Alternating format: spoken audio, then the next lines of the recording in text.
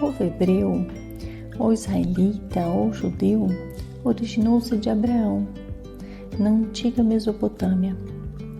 Abraão levou o povo para Canaã, a atual Palestina, por volta de 1900 anos antes de Cristo, para que adorassem um Deus único.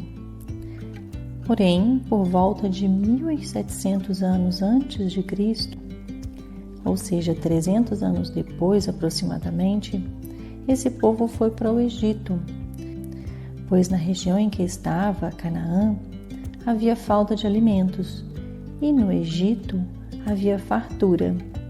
O Egito estava sob domínio dos Hicsos, que era um povo de origem semita, assim como os hebreus. Então, foi fácil para que eles pudessem se estabelecer. Porém, quando os Hicsos foram expulsos do Egito pelos egípcios, o povo hebreu se tornou escravo.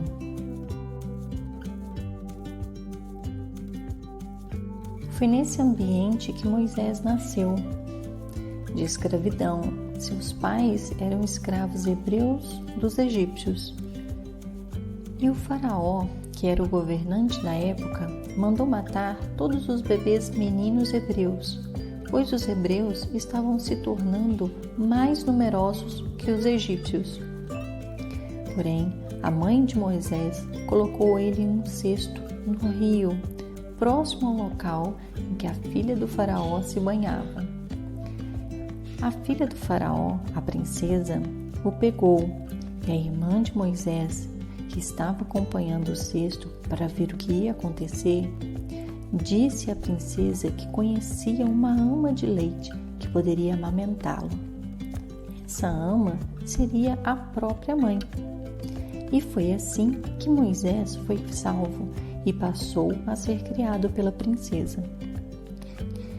Porém, tudo mudou quando Moisés viu um capataz egípcio bater muito em um escravo hebreu. Ele não se conformou e matou o capataz, e por isso precisou fugir. Na região em que estava foragido, ao pastorear aos pés do Monte Sinai, Moisés recebeu uma mensagem espiritual, na qual foi orientado a falar com o faraó para libertar o povo hebreu da escravidão.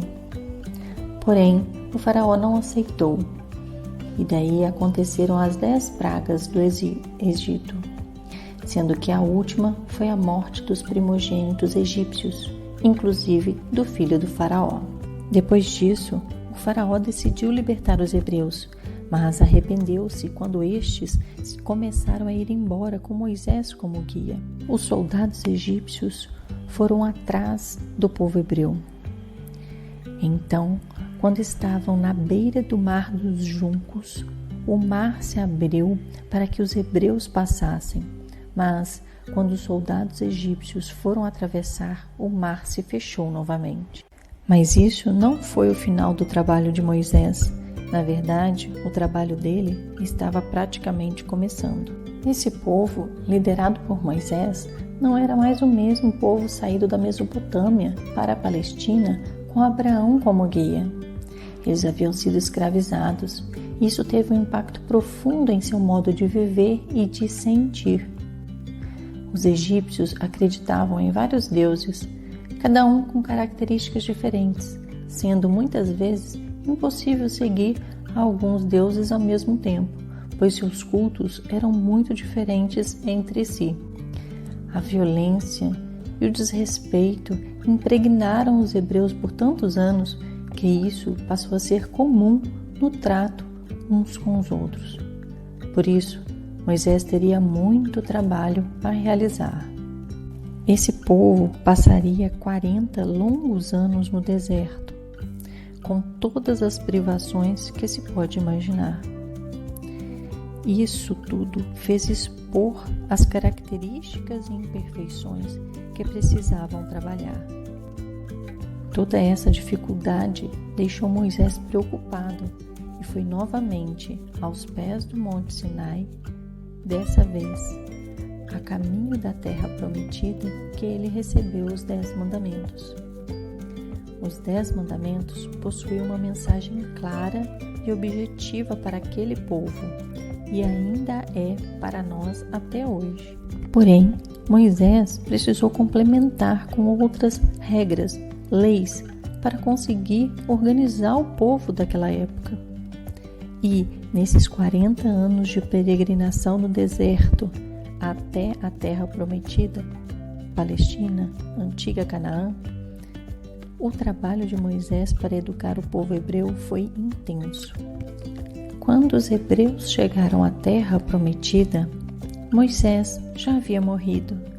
Ele morreu bem perto de chegar. Avistou, mas não entrou na Terra Prometida. E os que entraram foram os filhos dos escravos, aqueles que nasceram livres e já sob um processo de educação das leis morais.